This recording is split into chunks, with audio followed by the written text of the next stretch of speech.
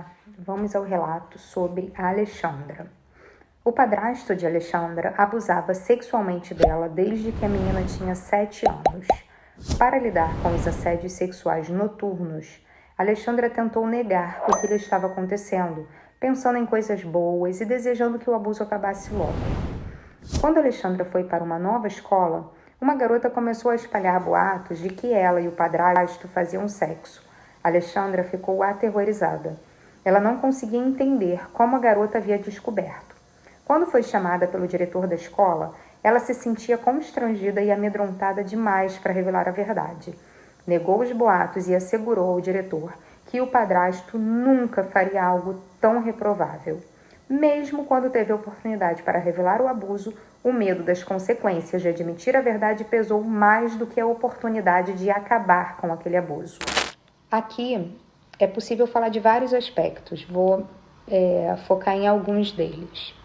A distorção da percepção de mundo daquela criança, a distorção do que é certo e do que é errado, a distorção do que é real e do que não é.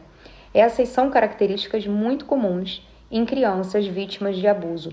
Elas perdem a noção do que realmente aconteceu, elas perdem a noção do que é certo, do que é errado, elas ficam confusas, elas não conseguem entender bem onde que é a fronteira do certo e do errado, onde é a fronteira do que é afeto, do que é carinho, do que é carência, do que é violência. Então isso tudo fica muito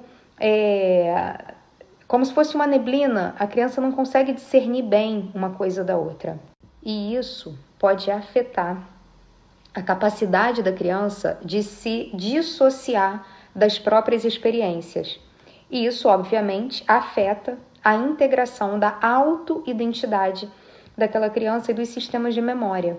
Uma coisa que é muito comum acontecer, isso é relatado em livros, isso consta em pesquisas, e se você conversar com vítimas de abuso, você vai ouvir essa mesma informação.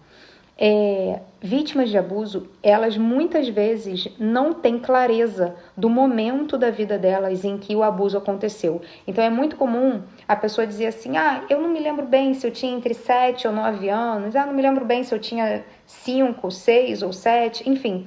Essa noção, ela vai se perdendo. A memória dela, a noção que ela tem daquela memória vai sendo afetada por isso, vai sendo afetada pelo abuso, pelo trauma.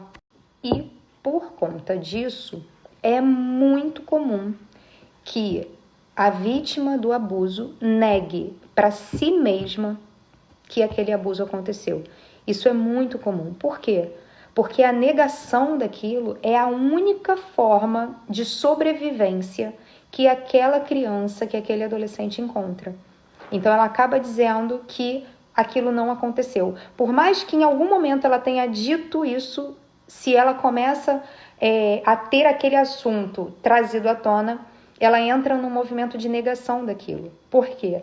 Porque ela precisa negar que aquilo aconteceu, porque do contrário ela não sobrevive àquela dor emocional profunda. Junto com isso tem a culpa, junto disso tem o medo das consequências da revelação.